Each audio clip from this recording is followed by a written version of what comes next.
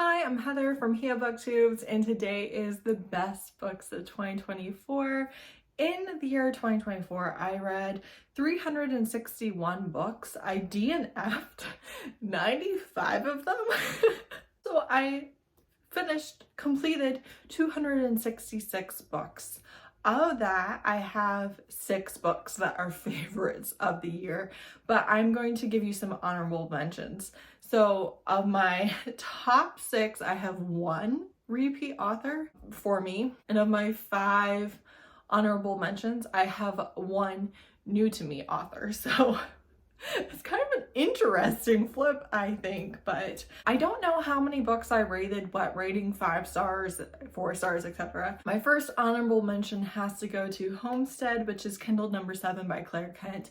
I am a Claire Kent stan, I tell you. I love her books so much. She's one of my absolute favorites. I know exactly what I'm getting with her books, and I love it. I love the vibe, the brand, the dynamics. I love it.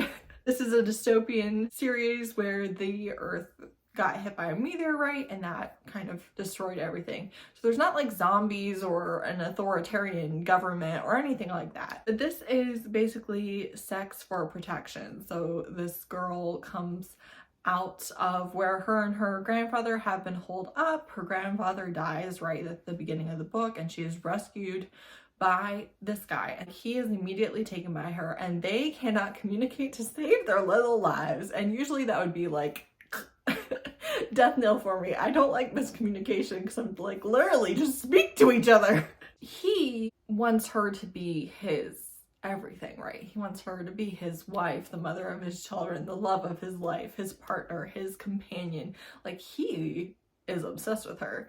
She thinks he just wants her around for an extra pair of hands and sex, and that if she doesn't perform well enough, he will throw her not only out of his house, but out of the community, and she will be on her own against, you know, the roving bands of gangs and things. And he has no idea that she feels this way.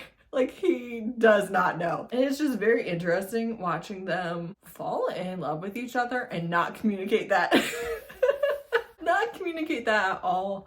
But I love them. I love them so much. Listen, maybe you're like, that sounds terrible. I don't care. I loved it. It's fantastic. It's such a great series. I did buddy read this with Steph on NovelteaCorner. I don't do that many buddy reads, but there's a couple in here. And yeah, she's the one that introduced me to Claire Kent in the first place, and then I became obsessed with Claire Kent and then got her to read more books from her. That was just a fun time. Then I have The Maid and the Crocodile by Jordan Ifueko. This is such a great young adult, new adult fantasy, and it does something that I absolutely adore. So our main character is a visibly, physically disabled maid, and that is not a great thing in their culture, right? Her love interest is a crocodile god. This is something that bugs me when it's not acknowledged, and so the way that it was acknowledged really made me happy. And just the way that she talks, like, the author is brilliant. The way that they talk about social commentary is brilliant and just gets me every single time. But in this one, the crocodile god is like, you should be mad about like the way you're treated. And the maid is like, being able to display anger, being able to act on it is a privilege. The lower classes, we cannot act angry with our employers, with our betters, with the nobles. We can't act angry with them. Yes, we are mistreated. Yes, we know we're not dumb. We know that we shouldn't be treated this way. And I am telling you that we have no other options. And that when we display anger, we get repercussions that we cannot control. Perhaps against us specifically as an individual, but perhaps against those we care about. Perhaps against those that are lumped into the same category as us. We cannot control the repercussions, the swift, often exaggerated response that we get to any sort of pushback. And you have the privilege to be able to do something about how you feel. And you think that I don't have a backbone, that I am someone who just should expect better for myself when you don't understand any of what you're talking about. You don't understand any of the context of which I've had to live my life and in which the people around me have had to live their lives.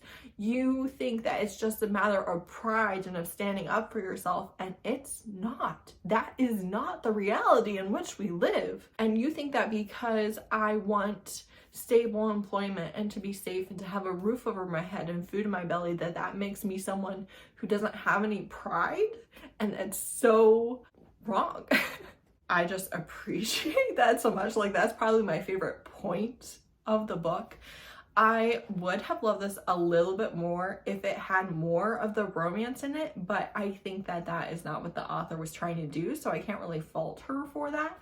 But for me and my preferences, my taste, I would have liked to see even more of their romance, because they had a really beautiful romance. Like, it was good. And I had read Jordan and Ifueko before because of Ray at Bookmark Chronicles, and then we buddy read this together, and that was just such a fun experience and really added to it for me. I loved buddy reading with her, so that was great. My next honorable mention is Polaris Rising, which is Consortium Rebellion #1 by Jessie Mihalik. I did read all 3 books in this series, but the first one is my favorite. This is a exiled princess. She is a daughter of one of the great houses. They have all of the ruling power in their country and universe, basically. She ran away from home a few years ago to get out of a arranged marriage that she absolutely did not want to do, and her father has placed a large bounty on her head. So at the beginning of the book, she's been captured by bounty hunters, and in the cell with her is another guy who has the biggest bounty in the universe. He's also been captured. They like recognizes like they size each other up real quick, and it's like, all right, so we're both gonna be escaping from here.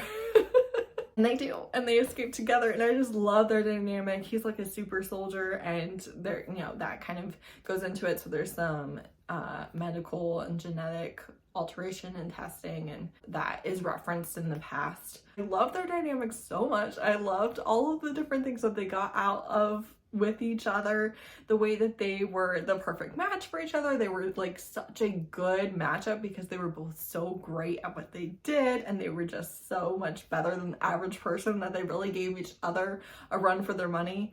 And I liked that they were kind of reluctant allies that were also immediately attracted to each other. Yeah, just like the best time. The exact type of thing that I like to read about, the exact type of shenanigans that I like to read. I love when like a big, strong alpha, like leader of men gets rescued by by the girl he just met. I just love it. My next honorable mention is Devon, which is the Edwards Brothers #1 by Dria Andersen. Dria Andersen, I say this all the time, but she writes Black paranormal romance where it is cozy, kind of low angst. It's not that there's no stakes. Like, she writes conflicts and she writes really interesting plots, but I just feel safe and comfortable, and I think part of that is the support system that her characters have for each other, and like the way that her alpha men are immediately willing to confess and express their emotions and their feelings for the main characters. Like, I think that really is a big part of it. I just love them. I read them as soon as they come out. I have the best time with them.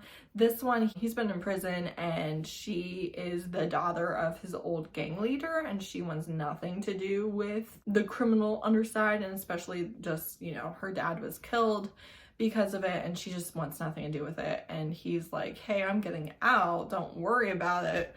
I just gotta tie up a few loose ends here. But they're so great. I really like the care that he has with her and how he doesn't dismiss her fears or her feelings. And like, she writes such good alphas, such good paranormal alphas that again are willing to express their love and their care, not only for their significant other, but also for their brothers, their family by choice and their family by blood. They are so willing to ruthlessly take out anyone who threatens that family or who disrespects their significant other. But on that flip side, they are very loving to their people, and I appreciate that. Like, yes, we can have paranormal alphas without any toxic masculinity, and I just had the best time every single time. And my last honorable mention is After the Shut Up Ring by Kate C. Wells. Kate C. Wells, this is another author that like I'm obsessed with, and this isn't my new favorite of hers. Like, my favorite of hers are Run Posey Run and The Tyrant Alpha's Rejected Mate. That's just a fact.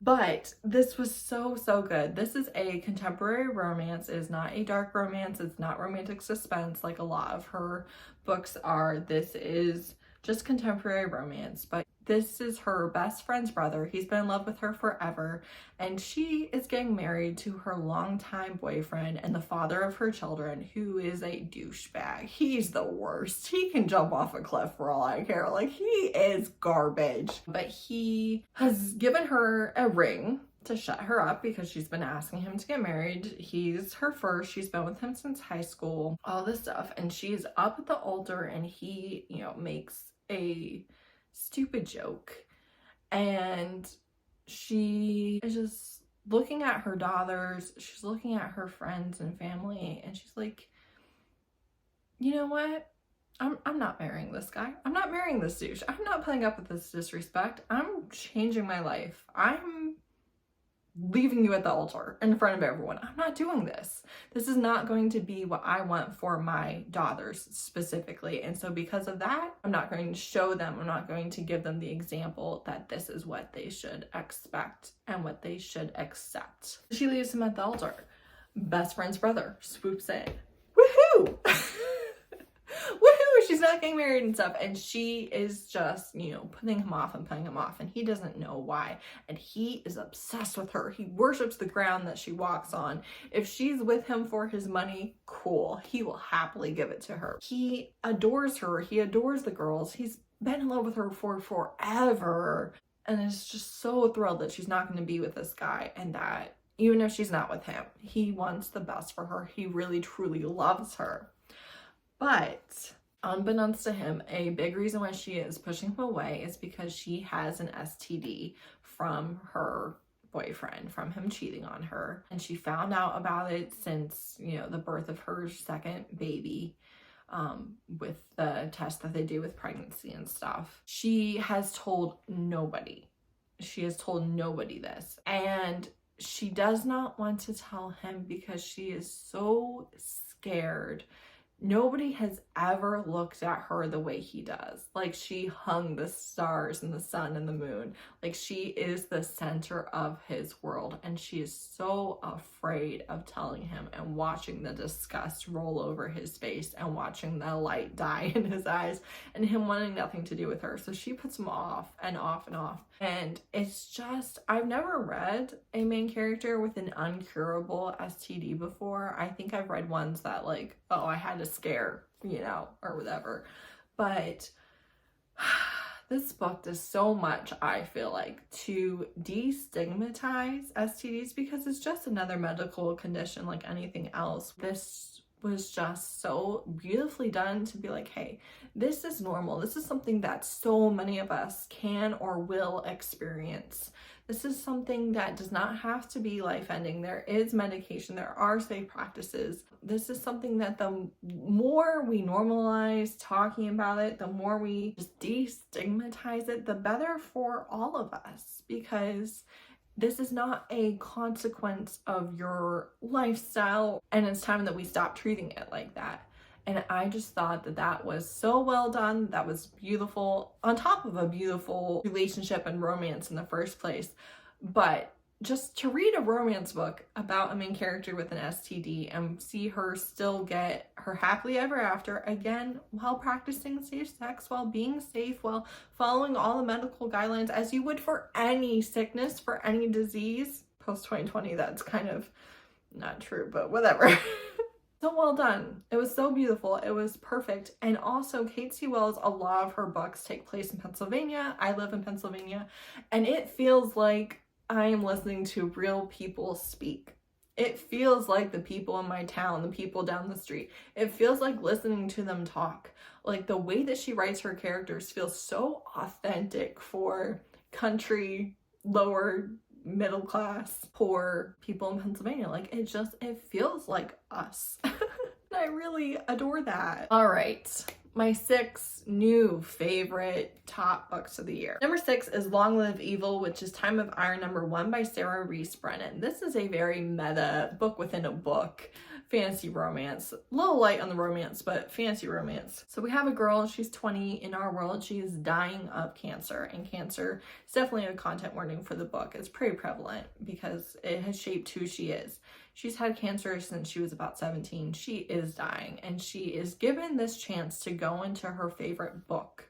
And if she's able to find the flower of life and death or whatever before this certain deadline, she will come back. She will get better, right? She will go into remission. So she takes that chance, but she doesn't really know a whole lot about what's going on in the first book of her favorite series, because her younger sister was the one that loved the series. And when she was sick and in the hospital for so long, her younger sister was reading it aloud to her, and she wasn't interested. She was really just doing it as a favor for her sister, as someone who zones right out. I understand this. I understand not like paying all that much attention, even though you're technically laying there listening to the book.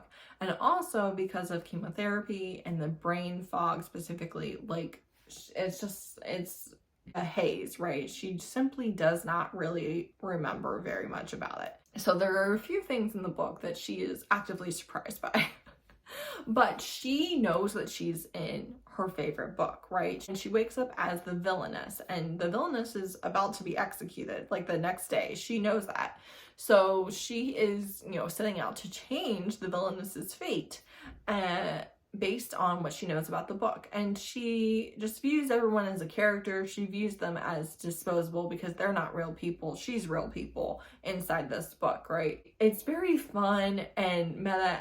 And it's, talking about book tropes. It's talking about character types. And it's like, oh, they are the goody two-shoes, knight and everything. Like and they're the villain, and they're like not important side character. And, it's interesting the way that it talks about the book while she's in the book, and some of the tropes that it turns on its head, and then also some of the tropes where she's like, all right, this is a trope, this is what's going to happen, like this is how we're going to deal with it. But then you have the butterfly effect of her being in the book, changing the book, changing the scenes, changing what happens, and she's like, wait a second, this isn't supposed to be happening, like what do we do? I had such a wonderful time with this. There was so much about it that I was like, I feel like I'm on the edge of like, I could veer into like it being too much or getting annoying, but with this gimmick, but I'm over here. I'm having a great time. I'm having a wonderful time. Amazing. Let's keep going. This is great.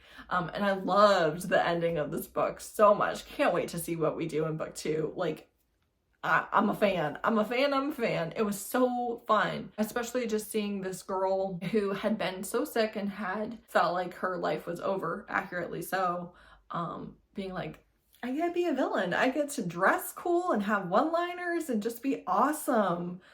Let's do this thing. And it was just fun. It was fun to watch her play with that.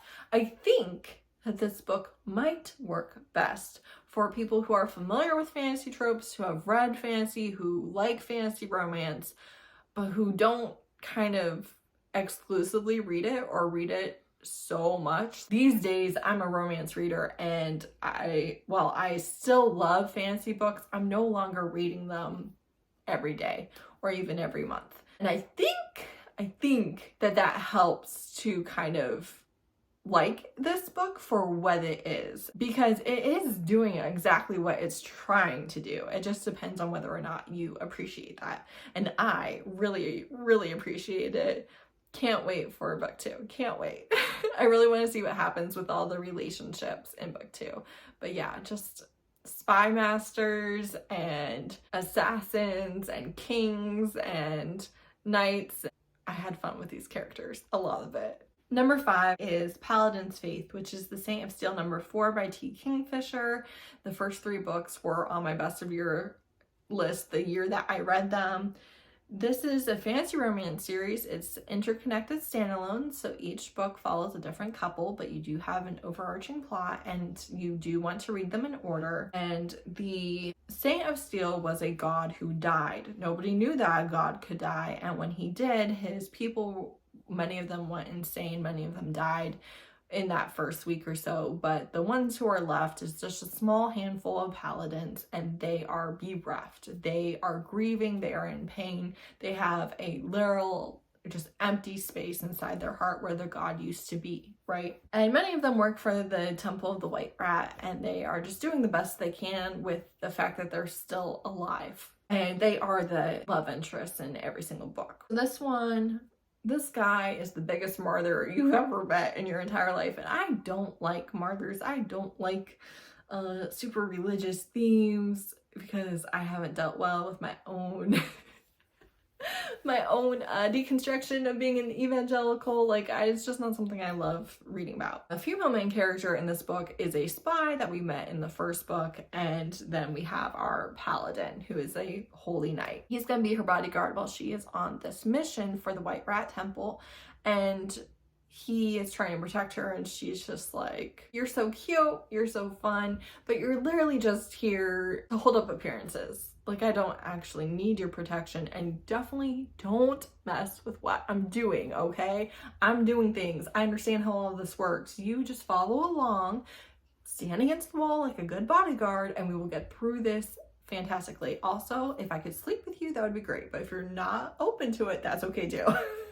The beauty of this book. I really just feel like she did elevate the series with this book. I feel like it's the best one in the series to date. They do all the stuff, they discover a few things, yada, yada, yada. And one of the things that I thought was really kind of great in this book is she participates in sex work as a spy. Sometimes she uses seduction and follows through on that seduction in order to get the information that she needs. And he is just appalled by this. He just thinks that, like, that is horrible that she has to do this. And she's like, literally, calm down. Calm down. This is part of my job. And just like you do part of your job, and it's not fun. Like, standing in armor all day is not fun. You do it, and you would be offended if someone called it horrible that you had to do it.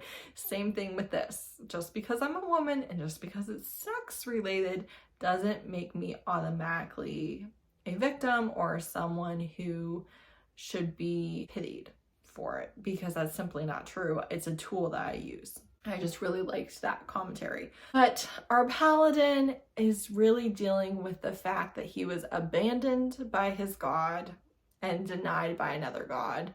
And I was screaming. I was saying, oh my god, I was crying. I was overwhelmed by the end of this book. I was just like, I don't see how we're gonna get out of this. I don't understand. Like, I know that we will. I know that we're gonna have this happily ever after, but I simply don't know how we're gonna do it. I don't know how my characters are gonna be okay. And I don't know how he's going to work through the emotions of this. I cry every single time, okay? But like, he feels so abandoned by his gods, and he just feels like he did everything that he could to serve them to the best of his ability, and it wasn't enough, and he just doesn't know what to do. And he is really just having a crisis of faith in this book. This book spoke to me so deeply of just my own journey of faith and my own religious trauma and my own struggle with it, truly. But yeah, I really thought that she took a favorite series, literally just some of the best fantasy romance series, especially with older characters, that you're ever going to find, and went up to herself in this book. And watching the resolution of the whole story, it was so satisfying. Again, I was just like, I don't see how we're gonna get out of this. And just watching all of that play out, watching the setup for the next book, her best. This is her best work. If you are a fan of T. Kingfisher, and you like fantasy and you like romance, this is her best series, and it is criminally underappreciated. Number 4, I have Empire of Shadows, which is Raiders of the Arcana number 1. I did read 1 and 2 and love them both, by Jacqueline Benson. This is the book if you want a romance book like The Mummy. There's not a whole lot of explicit steam or sex scenes in here. So like if you're wanting a lot of explicit sex, this isn't the book. But believe you me, this is the book. This is the book, okay? I have a whole video about trying to find a book like The Mummy, and I list all of the points that I think are really integral to what makes The Mummy great and how many of them are often missing from the books that are trying to replicate that magic. This book has all the points. It has all the magic. You have the really interesting adventure, right? You have the fight scenes, you have the archaeology, you have the brilliant woman who just knows so much about this and is discovering all of these things. You have the guy who's a little bit of a himbo, is willing to follow her into hell or high water, right? Just the banter, the one-liners, their dynamic, the tension between this, it's greatness. It's exactly what you want from The Mummy. It is perfection. It's exactly that. The adventure is adventuring. The setting is great. The characters are fantastic. The romance is so prevalent.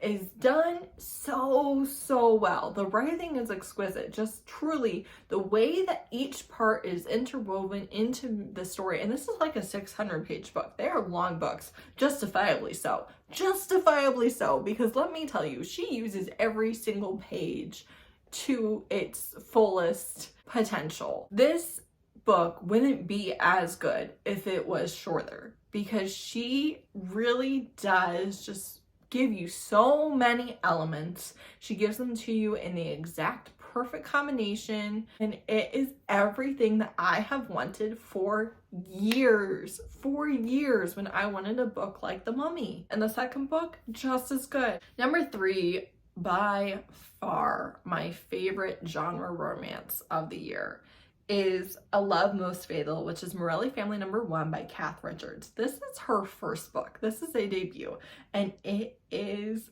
perfection. I am literally about to buy the physical copy of this book, which I simply don't do. But the cover, stunning. The book, stunning. This is, I think, one that will work best if you are already a fan of mafia romance, but it is one that could be a great introduction to mafia romance, especially if this setup for the tropes works better for you than the usual. So I'm not really big on saying, I don't say reverse tropes, like reverse grumpy sunshine, etc., because of the genders being flipped on who's grumpy or who's sunshine. It's just grumpy sunshine. I don't do reverse for gender essentialism tropes, right? However, A Love Most Fatal is really all the usual mafia tropes, but in reverse.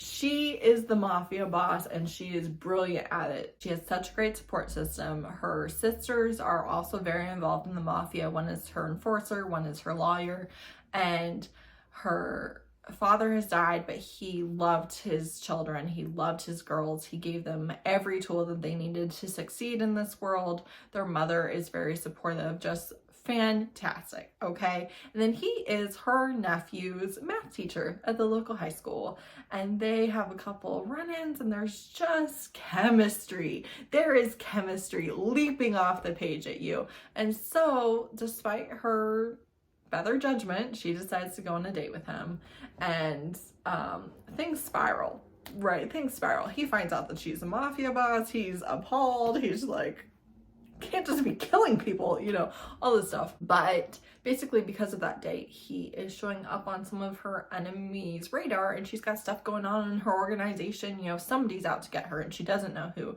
So she decides that for the meantime, he's going to be a willing captive. He's going to be a captive guest, right? She is going to move him into her family house, and he's going to be safe there while she figures out who's targeting her. And then once it's all over, he can go back to his simple, safe, easy life. But in the meantime, she needs to find a husband, because despite the respect that she has in her own organization, despite the respect that she has from some of her friends that are heads of other organizations, there's still a lot of mafia men who will only respect her if she is married, right? She needs to get married. She should get married to someone who brings something to the table that can form a strong alliance with her organization, right? So she doesn't want to marry anyone that she already has an alliance with.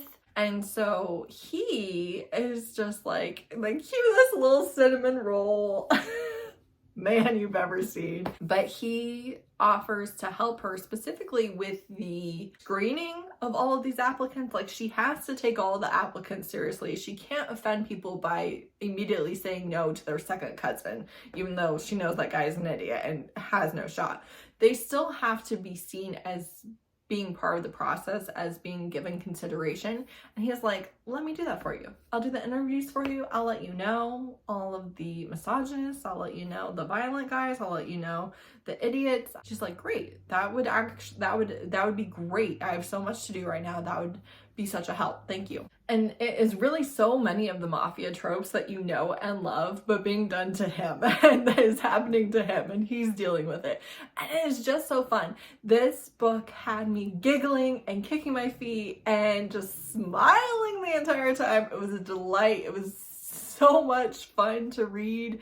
I had kind of high expectations because I was just like, this premise is amazing. I want it to be good so bad, because I have read this before where she's the mafia boss and stuff, and there's very few that I have enjoyed, and all of them the love interest was still also a mafia guy. This gave me everything that I wanted in this book. The banter, the humor, the writing, the characters. Can't wait for book 2 about her sister.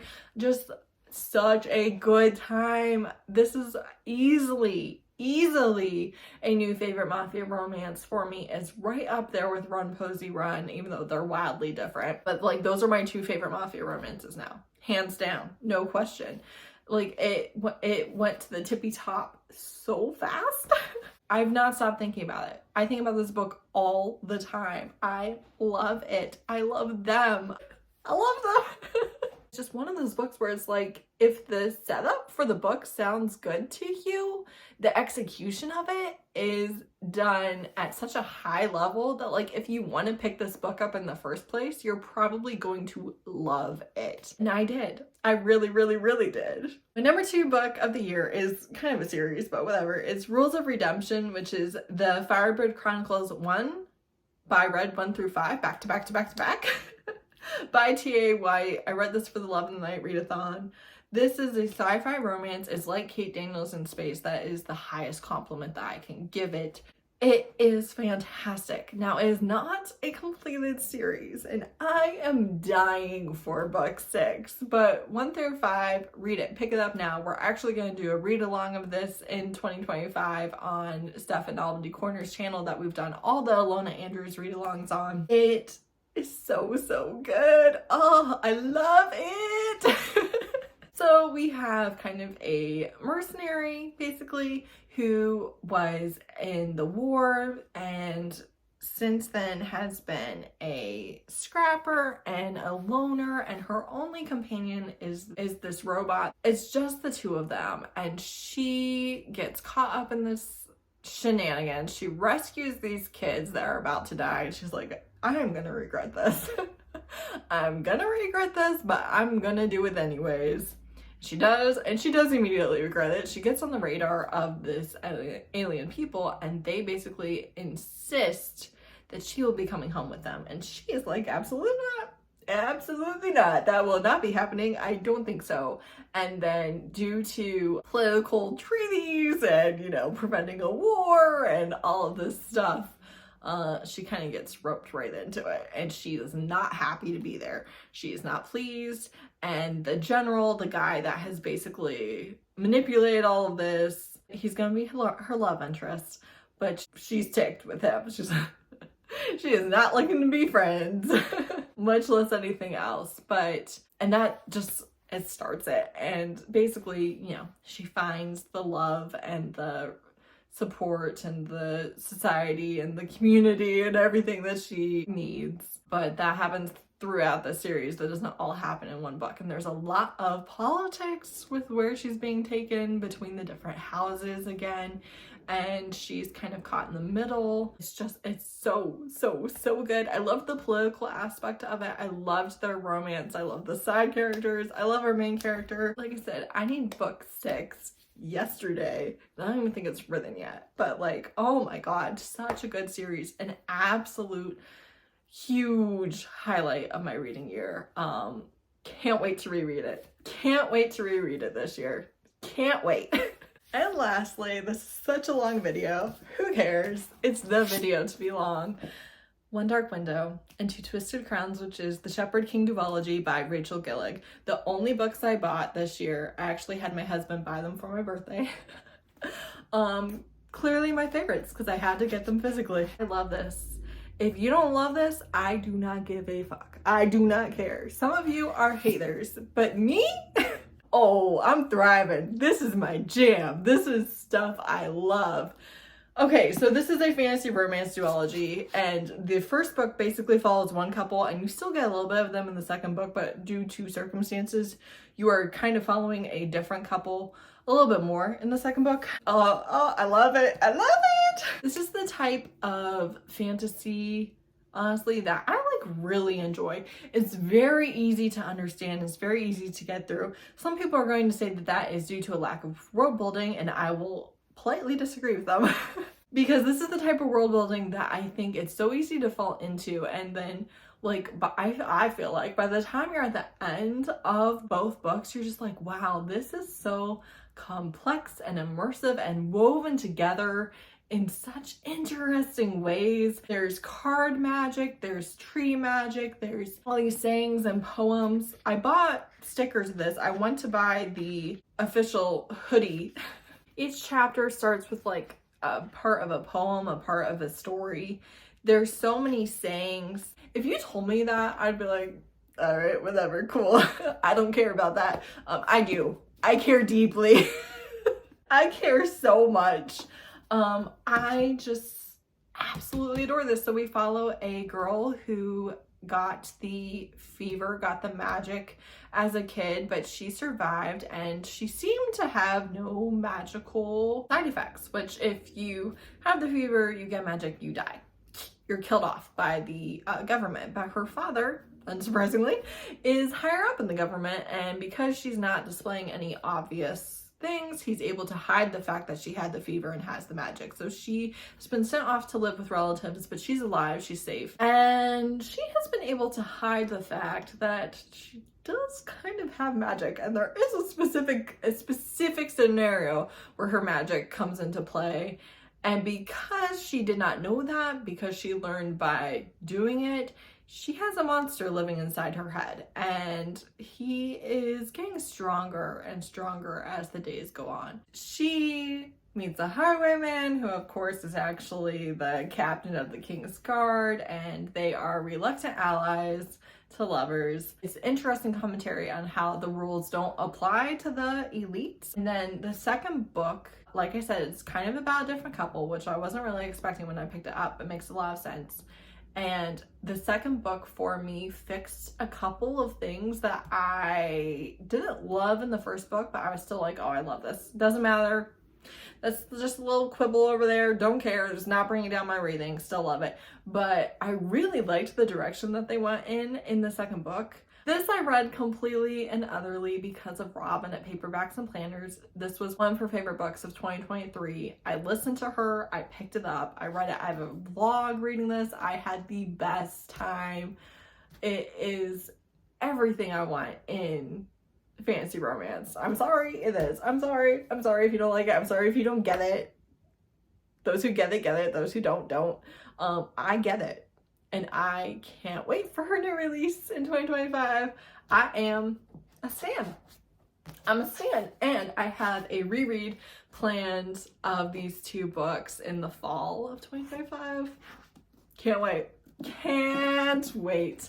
I'm so excited. Maybe I'll do some sort of read along or group project or collab or buddy read or something. Maybe I won't.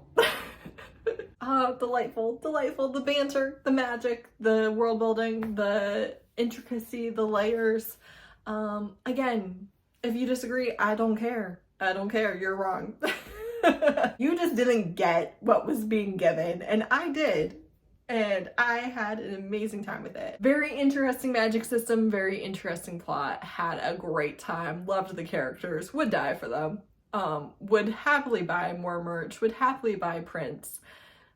A win all around. So that's it. Those are my best books of 2024. Let me know if you have read or want to read any of these. If there's any on my list that you haven't read, you should. Also, I do have a whole separate video that I already posted that is short books, my favorite short books of 2024, and that includes novellas and manga and graphic novels. I love those just as much. I just do that earlier. That way, if you are looking for a quick win in that last week of the year where time isn't real, you have a list to go to. So that's why they're separate, but I do love them just as much. I'm not prejudiced against short books. They can be fantastic too, and some of them were. But yeah, love these. Might need to buy some of my other favorites, even though I don't even buy books, but like the temptation is strong. Thanks so much for watching. Bye.